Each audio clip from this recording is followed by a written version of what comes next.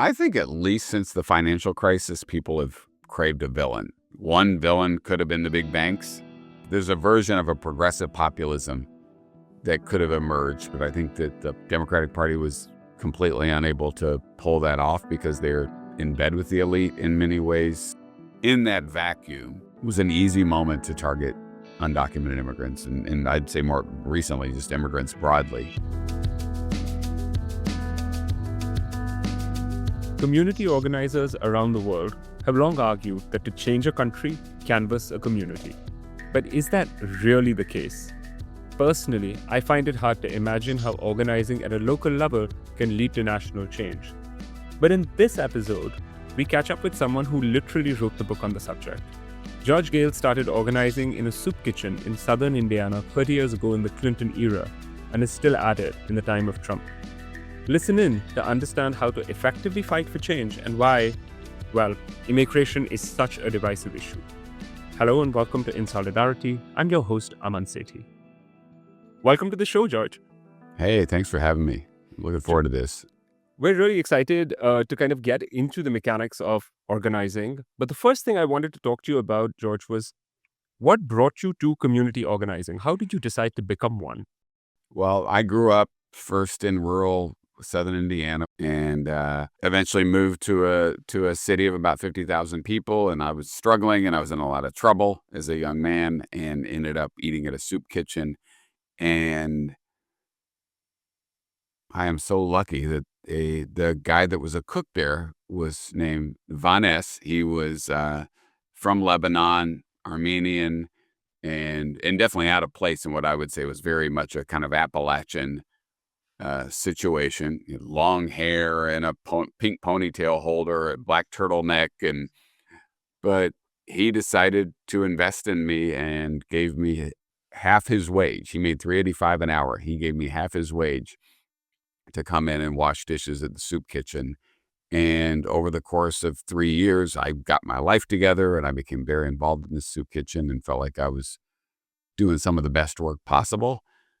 And one day after serving meals, I was mopping up the floor and looking out at who was eating in the kitchen. It was basically everybody that was there the first day I showed up and 100 more people. And I grew up in a very non-political family. I didn't have any analysis, about any of this. I just thought, well, this is great. We're feeding people who need food. But I realized, while nobody starved on our watch, the reason people needed a soup kitchen had not changed. And then we had to get to the root of the problem, why so many people were homeless and so many people needed to come to a soup kitchen. And luckily, around that time, I found a book on community organizing. I met somebody in Indianapolis, the biggest city in the state, who knew about community organizing. And after that, we were off and running, and it changed my life. I've been organizing for 30 years since. I want to go back to that time when you first were introduced to the idea of organizing and you were part of the soup kitchen.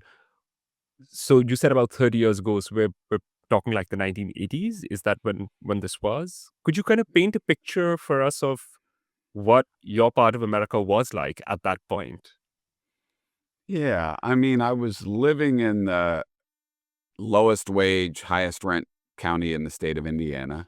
I think being progressive meant like explaining why someone would need social services or support from the government. Like that was almost radical in Indiana at that time to be able to make that case. And you were really thinking about how to thread the needle in that conversation. We were obviously not in a period of great waking around race and around gender, around immigration at that point. So it was just a very different point. And I think like a key thing for me from that moment is like most of the people that came to the soup kitchen were very poor white people.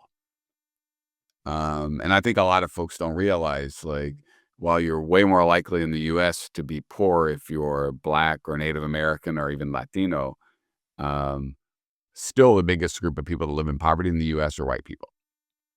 And I think there's like a bit of a lack of understanding of that. And so, but it was definitely not a time like the last 10 years have been where there have been periods of great waking and great acknowledgement around the plight of immigrants or the history of Black people suffering in the country. And it was a time of trade deals that were not good for U.S. workers. It was a time of deregulating the banks. Some of those things, it was 10, 20 years before they really impacted people. So you even in this little milieu of a, 100,000 person county saw an urban-rural divide starting to shape up. And many of the people that needed the kitchen were from the rural part of the county.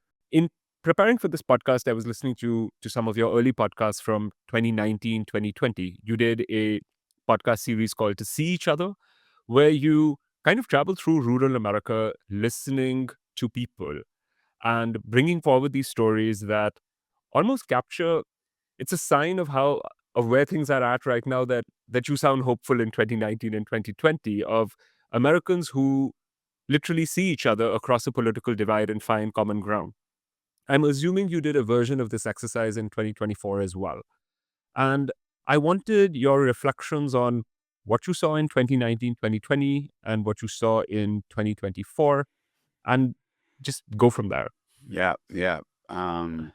Well, I'm not even sure I would describe myself as progressive anymore, but I do think progressives and liberals wrote off rural America many years ago.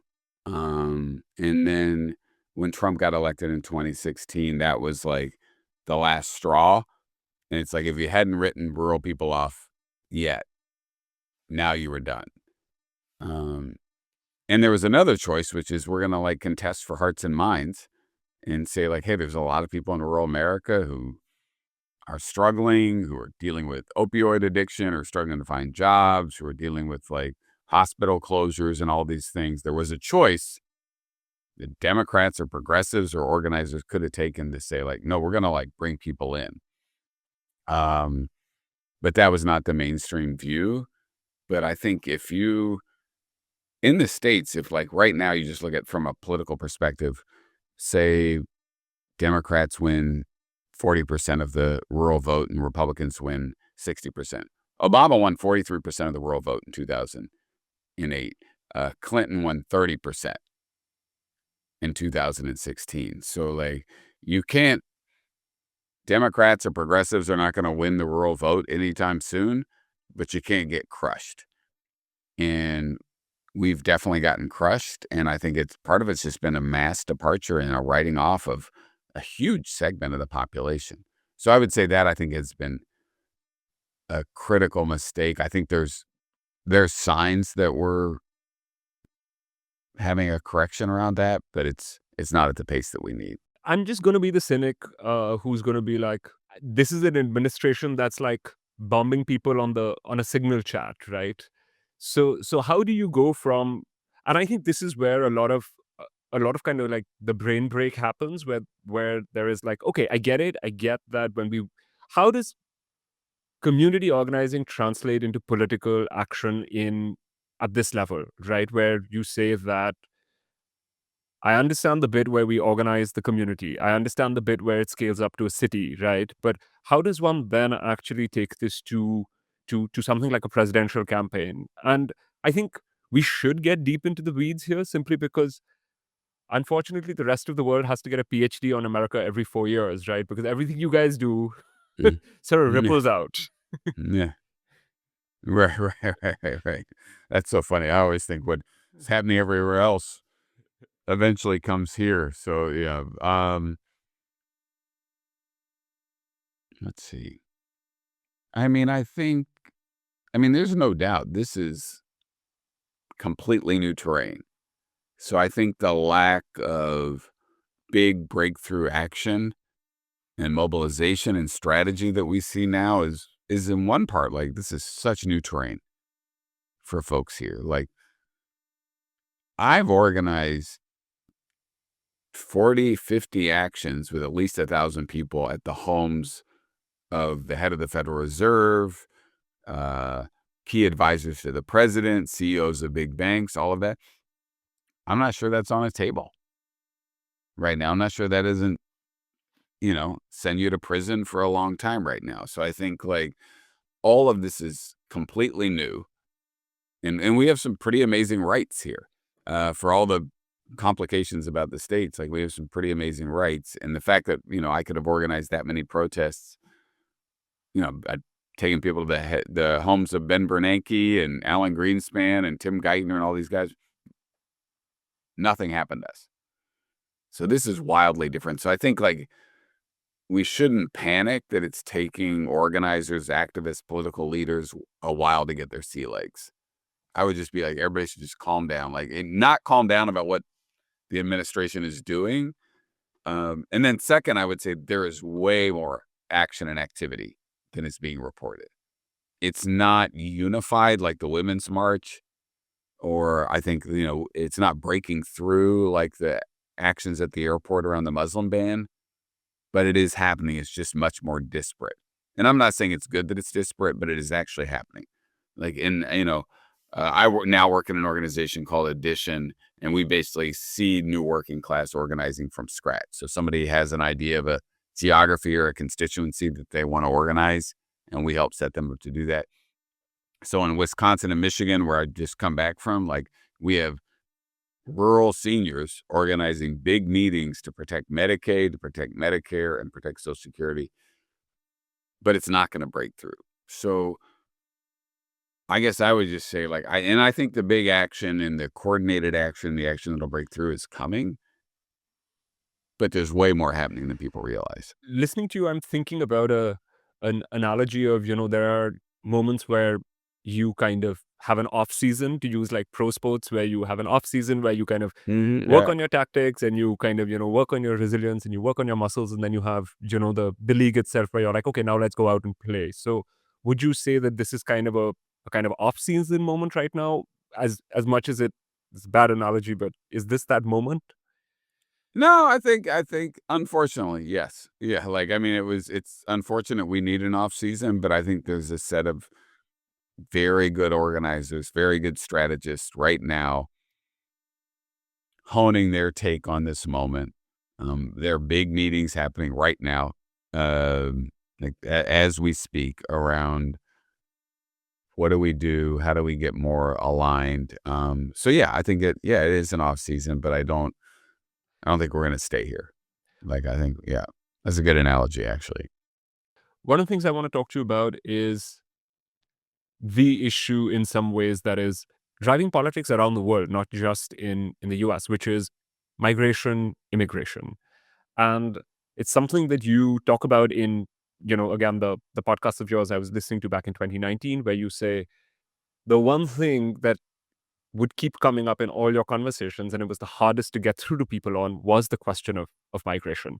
And I've talked about this on other episodes of our podcast, where I say that if you listen to the Trump rallies in 2024, he consistently says the polls are saying that the economy is the number one issue, but I say migration is the number one issue. I think migration should be the number one issue. Tell me about your experiences. I'm not looking for solutions, but tell me about your experiences in talking to people about migration in the States. I think at least since the financial crisis, people have craved a villain. And I think one villain could have been the big banks. You know what I mean? There could have been there's a version of a progressive populism that could have emerged, but I think that the Democratic Party was completely unable to pull that off because they're too close to the elite. They are part of the elite. They are in bed with the elite in many ways, but they were not able to lean into that. And I think actually that's a problem to this day. Populism is not going away, and a progressive populism is a hard thing to hold. But if we could have leaned into it, I think we'd be in a very different place than we are. And you go back to the financial crisis, like could have gone hard on the banks, and I think even Obama going harder on rhetoric against the banks, not even just policy, like just they should be in jail. This is wild, like would have made a huge difference. And so in that vacuum was an easy moment to target undocumented immigrants. And I'd say more recently, just immigrants broadly. And I think the immigrant rights movement in the U.S. has struggled to recognize that there are reasons.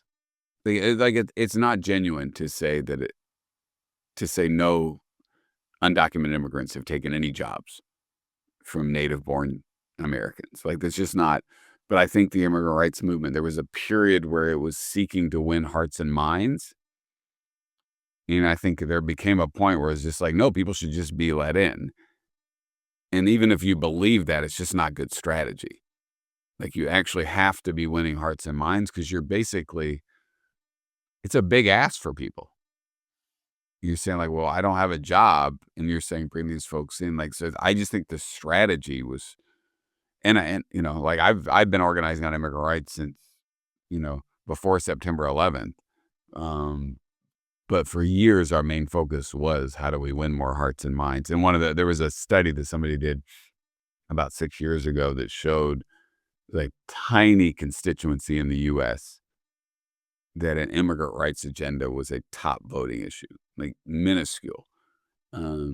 So I guess I would say, like, I think that we have to look at self-interest in this and think about how we're like positioning a immigrant-friendly agenda in self-interest for other people, or we're gonna fail, or we're just gonna fail over and over. And I think we lost that thread a while back.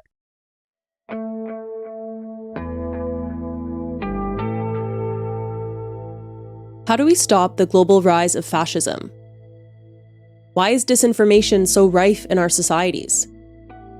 Do arms dealers rule the world? Hi, my name's Maxine Betteridge-Mose, and I'm the host of New Internationalist's brand new podcast series, The World Unspun. Every 2 weeks, we bring the pages of our award-winning print magazine to life through fascinating conversations with our global contributors. Whether it's historian Vijay Prashad talking about the arms trade, Keir Starmer can talk as much as he wants about being a human rights lawyer. The fact is he's an arms dealer. political analyst Nanjala Niabola on how big tech drives disinformation, We've made it the most sexy and the most profitable industry in the world. So everybody wants a piece, whether they have good intentions or they have bad intentions. or on-the-ground reporters like Harold Isaac, who provide insight and analysis on today's top stories. When you're here, it's an act of resistance because the deck are stacked against us. Subscribe and listen to The World Unspun wherever you get your podcasts.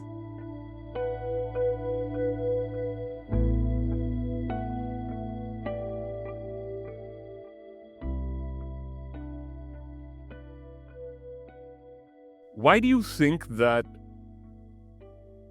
progressives feel so disempowered to make big, meaningful changes to the status quo, while Donald Trump and his kind of group of wrecking ball, doggy, chainsaw-wielding activists feel that they can actually take literally a chainsaw to the state? Yeah.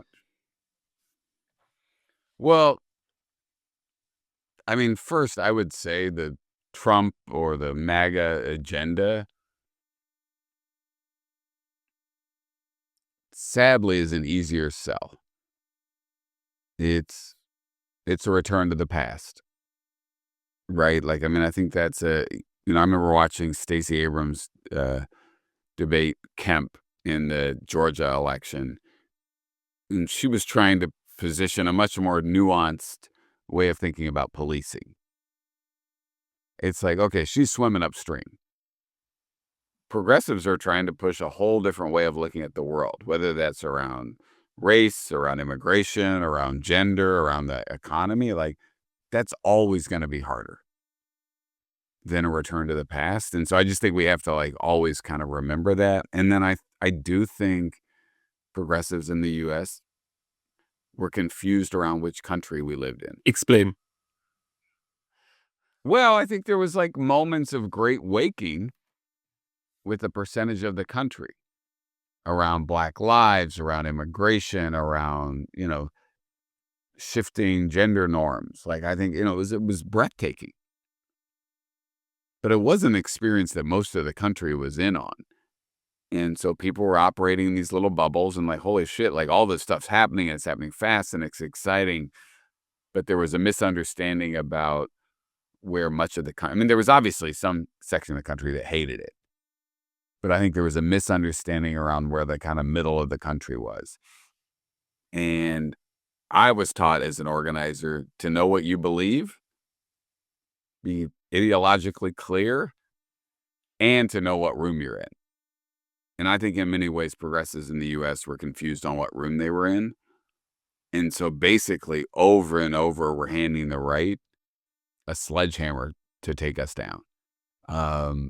So I think and I think there were moments that progressives felt very emboldened and powerful and like they could push big ideas, but obviously they don't feel that right now.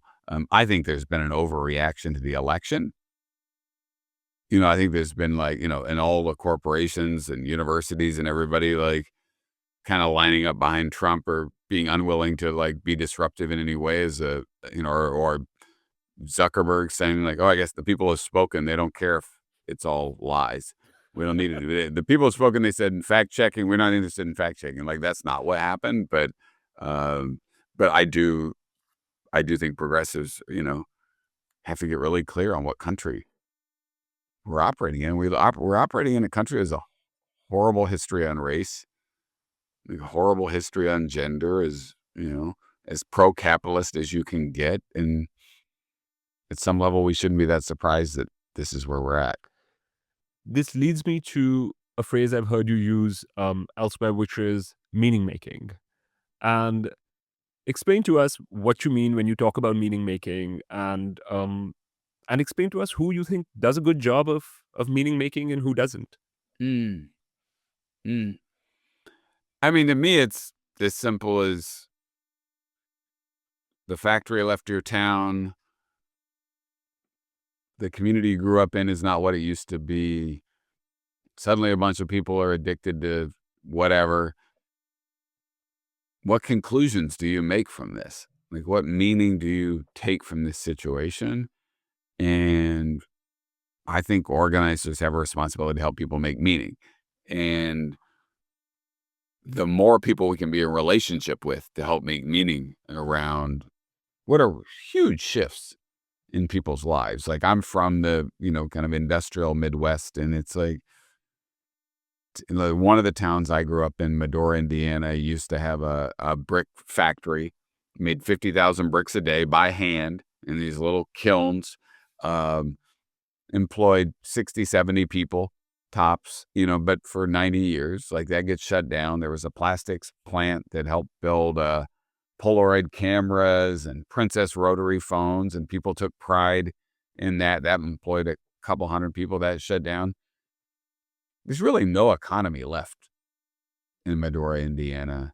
So what meaning are people? They could make a meaning that corporate America screwed us over and left us and went for the lowest wage, or they can make a meaning it's the immigrants, or it's the, it's Clinton and bad trade policy. So it's so I think the battle of meaning making, I mean, the right is very clear on this. They might not use the term,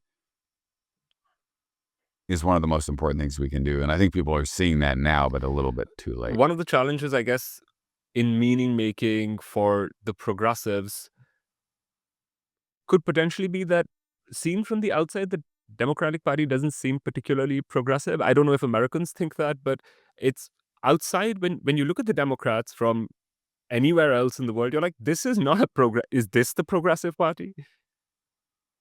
We don't have a progressive party. Yeah, we don't. We definitely don't have a progressive party. And we definitely don't have a progressive party focused on restructuring our relationship with corporations and capital. I think that's where the Democratic Party is especially weak. And I think if it was more willing to name the true villain in people's lives, whether it's, the bank, I mean, yeah, sure, it's convenient now. They can rail on Musk and they should, but Democratic Party has to sever its relationship and its funding relationship with corporate America if it wants to be a party. And I would say it needs to be a party of the working class, and it no longer is. And the working class doesn't trust the Democratic Party. As an organizer in in rural America, in kind of semi-rural America, in small town America. Do Americans have a sense of a class consciousness? Do people identify as I am working class? I think they identify as a kind of top versus bottom. Little guy versus the big guy. Like we don't have the same kind of class consciousness that some countries have.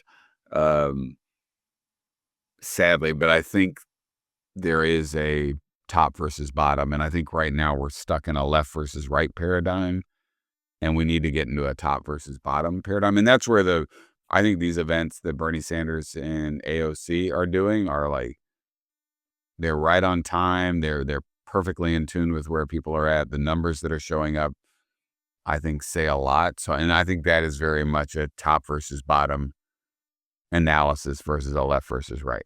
I want to spend the kind of latter half of this podcast kind of going back into the question of community organizing and the relation between community organizing and political organizing. And in your experience in the States, is the Venn diagram like a circle? Are the same people who community organize the same people who also politically organize? Or are these different words that once every 4 or 5 years or whenever there is a major election kind of have strategic kind of relationships? Like, how does this work? Yeah. Well, for what it's worth, historically, community organizing in the U.S. for 70 years largely sat out elections. Some of that was based on a tax status. 501c3s were not allowed to participate in elections. And some of it was kind of ideological. Like, we're not going to get in elections, they're dirty. So that's like an interesting thing that existed for 70, 80 years. And then I would say in the lead up to 2008, there was a big segment of the community organizing sector in the U.S. that said, this is silly. In many ways, we are fighting to win the best thing possible in a political landscape that's been handed to us.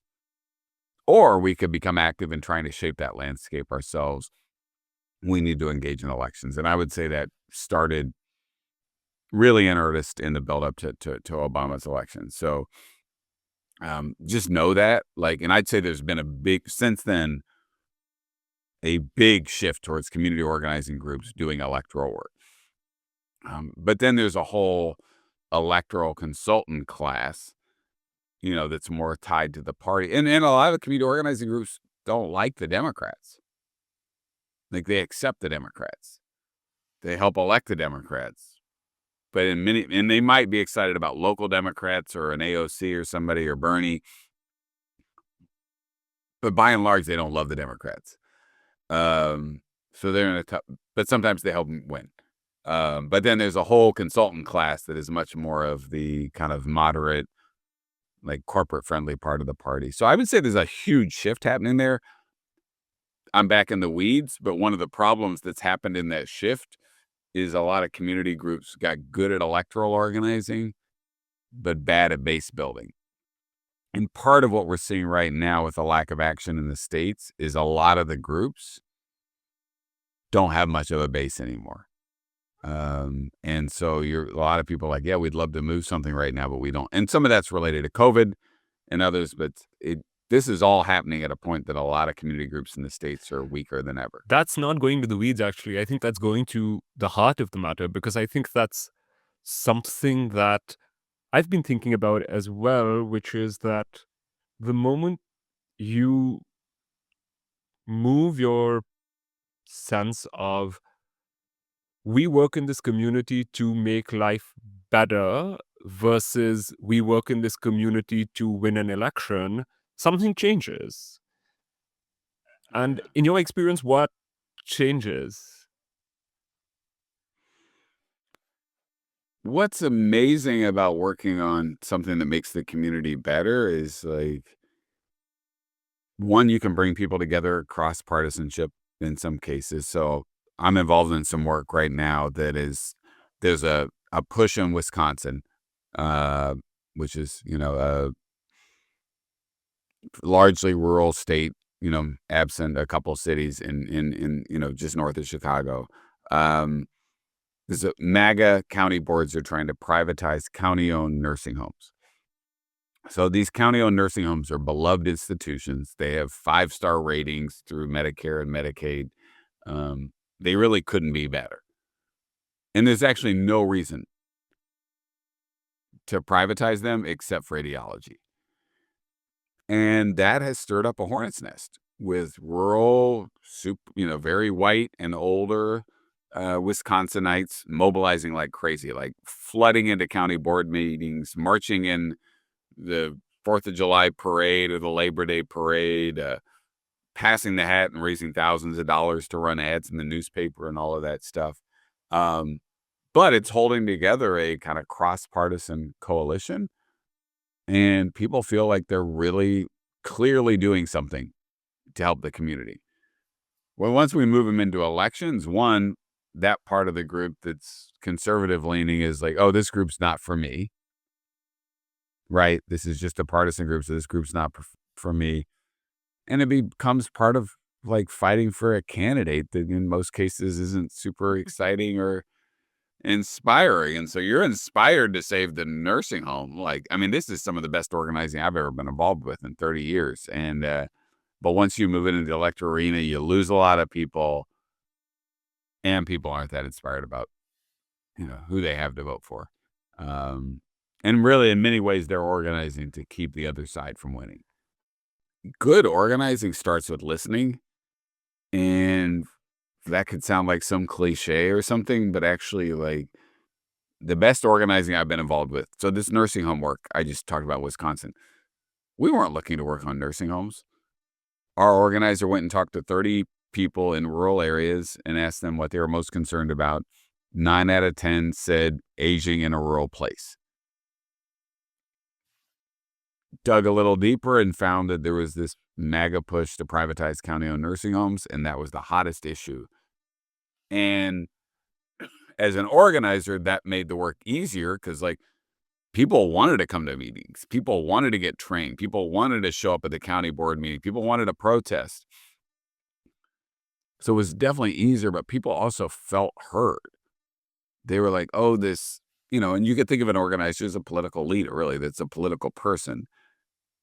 Actually listened to what I said, decided to work on what I thought was important. Like, this busts up everything I think about political people. Like, I actually got heard, and we're working on the exact thing I wanted to work on. And for me, like, we didn't have any notion of like the privatization of nursing homes when we started. There's just way more people involved because of it. And I think it's like, so I just think we have to do a better job of listening to people, and it, I don't know, it sounds formulaic or something, but I think it's really, people do not feel heard. When I started doing this new round of rural organizing in 2017 after Trump got elected, we had 10,000 conversations where we'd listen to people. We asked 3 questions like, what issues keep you up at night? What do you think are the solutions? Which was our effort to not assume we knew what the solution was. And third, like, who do you think's responsible for the declining conditions in the community? And we got lots of interesting answers. I could tell you about those, but the most common refrain was, nobody's ever asked me what I thought. And I just think that we've got to figure out how to build institutions and build parties and build organizations that actually listen, not as, some trick, but actually authentically listen to people. Are there any stories from then, like anecdotes that stay with you from your kind of deep listening exercise that you kind of go back to in your head at times? Oh yeah, I've had I'm picturing a trailer court in North Carolina where a guy answered the door. I don't even think it was his house. He looked like he was crashing there. He looked like he'd had a rough night. We explained universal health care. He had never heard of it. He had never thought of it, but he didn't have health care. And so he was like, this sounds pretty good. Like, yeah, I haven't had health care my entire life, or health insurance. And so he got excited. And then we asked him, how he felt about undocumented people. And he, I don't remember, it was a 2, but he was definitely like, not for it. But then we asked him if he had any relationships with, people who were not here legally. And he said, I'm pretty sure most of the guys I wash dishes with are not here legally.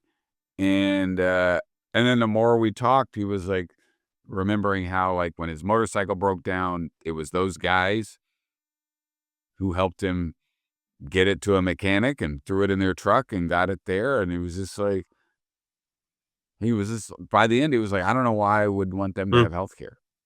Like, but he was like, he thanked us at the end. He's like, I just hadn't thought about it. Like, these people have been really good to me. And, there's nobody else dying to wash these dishes but me and a couple other guys. And like, so like, by the end, he was like, yeah, I'm an 8. I'm kind of into it. Like, and so like, and that happened a ton. I mean, that happened all the time. But he just, if you think about it, whatever group of friends he probably has was not a group of friends where somebody could say something anti-immigrant and he could go, is it really that simple? Like, there's no upside for him doing that in his tribe. And so what I find so fascinating about deep canvassing is it actually especially works because it is a stranger that you're never going to see again that you're having the conversation with. It creates a safe space. And then I would say one other thing about deep canvassing, it blows people's minds when you don't jump down their throat when they say something racist or anti-immigrant. You just listen. And they're even looking to see if you're going to jump down their throat. And so I would say one of the other great things about deep canvassing is they're like, oh, this liberal progressive person is not the boogeyman I thought they were. We're actually able to have a real conversation even if we don't agree. So it's spiritually, it's one of the most powerful things I've ever been a part of. Yeah. That leads me nicely to our last question, which is, George Goehl, what does solidarity mean to you? To me, it's sticking together. It's sticking together, and then it's sticking together when it's not always in our self-interest to stick together. So let's say we've organized 1,000 people to pressure a bank to get bad mortgages, give relief for the fact that we all got sold predatory mortgages, and the bank offers a deal to 200 of the 1,000 people, and you're organized enough that those 200 people are like, no, I'm not in unless every one of us gets served. And so I think that's the trick with solidarity is it deep enough to overcome efforts to split us off? And so as organizers, we have to constantly be developing that depth so we can't get picked off. And right now, I'm afraid I see people getting picked off. And we got to deal with that. I promised this was the last question, but I have one last. Sorry, I just thought about it. Which is, so right. if you're, and you probably get this a lot, like people just calling you saying, I just saw the latest outrage on the news. I'm losing my mind. I want to do something. What should I do? What would you say to them if they're in America where you know it, but elsewhere? I would say start with a group of people you know are feeling the same thing. Invite them to a meeting and get them to invite others. I would say figure out what is one thing that you want to resist.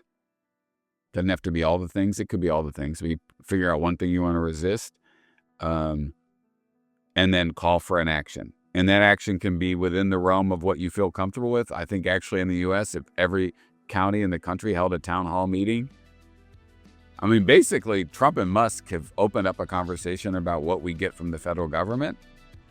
Like, let's call their bluff. And so call a town hall meeting and say, hey, let's look at what we get from the federal government. And people are going to be shocked by how much they get. And so, but I would just say, figure out that group of people, call a meeting and call for an action, and do not worry if it's perfect. Do not be precious about it. Do not be worried that you're going to make a mistake. Like, the biggest mistake you're going to make is not acting.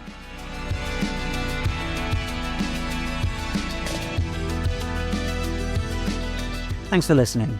In Solidarity is produced by Ayodeji Rotinwa and James Battershill. If you'd like to support the work we do, you can donate to us at openDemocracy.net/donate. And if you'd like access to the most important stories from around the world, you can subscribe to our newsletter at openDemocracy.net/newsletters. Once again, thank you so much for listening, and from all of us here at Open Democracy, have a great day.